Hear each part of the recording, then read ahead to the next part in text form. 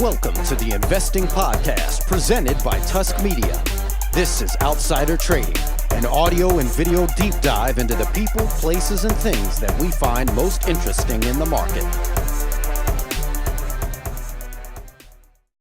Yo, everybody, welcome back to the Investing Podcast presented by Tusk Media, the official investing podcast of the Rio Olympic Games. Happy to be here. Special Olympic-only broadcast. I'm Andrew Hall. Sam Frost. Sam, what's up, dude? Not much. Glad to have you back. Second podcast of the day with you. Yeah. We're catching up. We missed you earlier in the week, but we're going to make up for it. Maybe we'll do like 5 or 6 Olympic updates. Yeah. Back to back. It was deserved. I think I got banned for a little bit. We've got our Team USA podcasting uniforms on. Yep. Shout out to everybody out there for recognizing the blue and white stripes, the khaki pants, which you can't quite see on video, but they're there. The brown shoes, the wristwatches. We are uniformed and ready to rock and talk about Team USA. Along those lines, let's just jump in, man. Medal count. We only count gold medals. You don't win a silver medal, you lose a gold. You don't win a bronze medal, you lose a gold. So we only count winners. USA, 16 gold medals.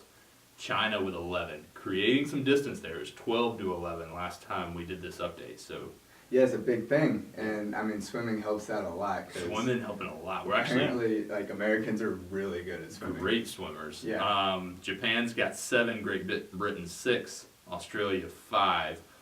Let's talk a little bit actually about swimming.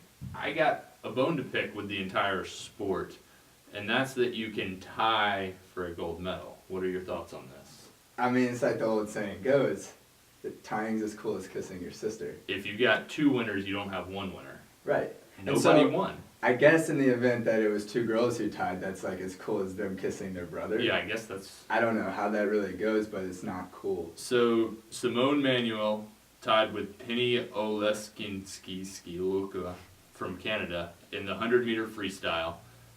Part of the problem here is that they basically say that if you're at the same 100th of a second, it's a tie. They talked about this, and it was bizarre to me because I can time something to the accuracy of a 100th of a second on my iPhone. Right. Seems like we could be a little bit more advanced than that. Let's take it to like milliseconds. Yeah, I agree. And the other thing is, it's a computer that's running this. Yeah, it could recognize the difference. They can recognize who touches first. I don't know how far out they can measure it. Well, so that's kind of my thing. So I ran some numbers here. I know you're a numbers guy, an analytics guy, a math major. Got an MBA in a very mathematically based finance program.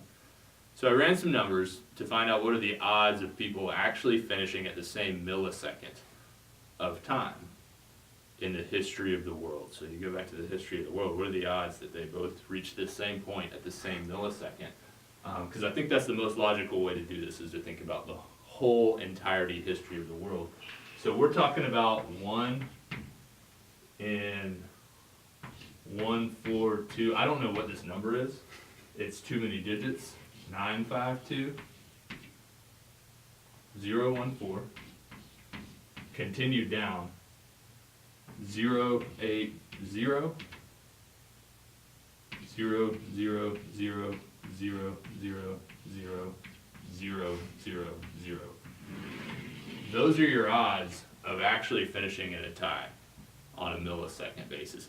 It wasn't a tie. There is a winner, we just don't know who it was. Right. And those, I mean, it doesn't take a math genius to realize those aren't great odds. Not great odds, flawless logic.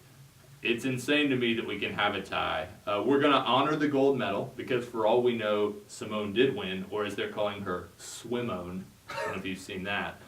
For all we know, she did win, but it's just kind of ridiculous that we can't actually figure this out.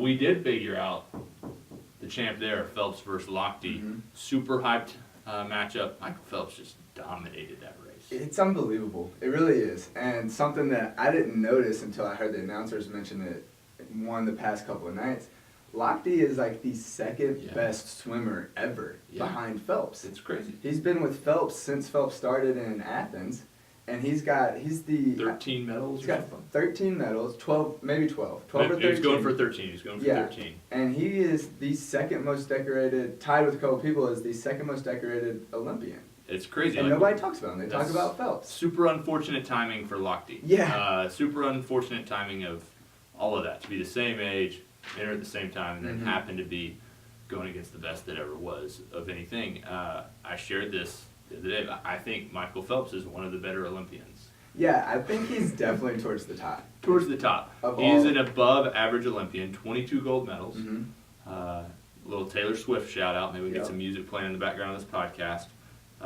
22 is crazy. The one thing I don't love about 22 gold medals is his mother's insane reaction. Yeah. Also very Taylor Swiftian, if you will. You know, every time she wins an award, it's like, can't believe it. Like, no one ever thought she would ever win anything. And that's kind of how his mom just goes absolutely nuts. Like, we can act like we've been there before. And thank God the little baby's got the noise-canceling headphones on, because that baby's a champ. Not for the arena, but for Michael's mom and I guess fiance exactly. screaming. It's just for them screaming. That baby is a gold medal sleeper. Yeah. Last little topic I have here.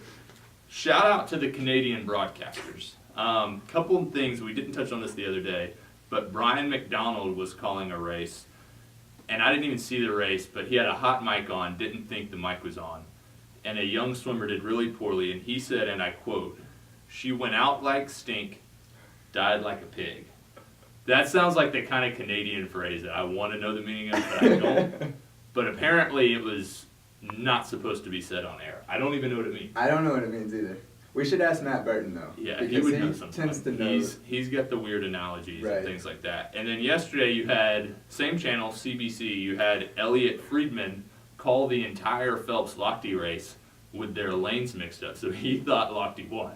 And not only that, and it wasn't just like at the end, he like referenced Lochte the whole time. He was calling it like, watch Lochte, oh, he's out in good position. He's really running away with it. Lochte's going to win it. Oh, that's Michael Phelps right at the end.